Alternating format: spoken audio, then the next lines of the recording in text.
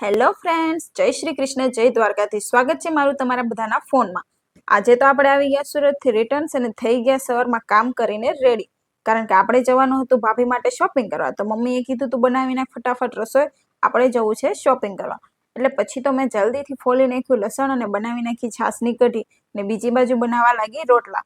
પહેલા મને રોટલા નહોતા આવડતા, હવે કેવા બન્યા છે કમેન્ટમાં જરૂર કહેજો મારા રોટલા। ચાલો ભાઈ, આપણે તો બનાવી નાખી રસોઈ અને જમીને નીકળી ગયા। શોપિંગ કરવા ગયા તા તો રસ્તામાં જ આવી ગયો વરસાદ અને પછી જતા રહ્યા અમે ત્યાંથી ડીમાર્ટ અને કરી લીધી બહુ બધી શોપિંગ। ઘરે આવીને અમારે રાતે જવાનું હતું પીઝા ખાવા, કારણ કે હું સુરત ગઈ ત્યારે મારો હતો બર્થડે। એટલે ઘરે આવતા જ ભાઈએ કીધું તારે બર્થડેની પાર્ટી આપ, એટલે હું લઈ જાઉં છું આ બધાને પીઝા ખાવા।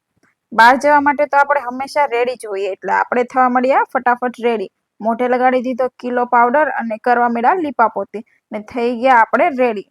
હું ને મારી નણંદ થઈ ગયા રેડી ને પહોંચી ગયા સીધા ડોમિનોઝમાં।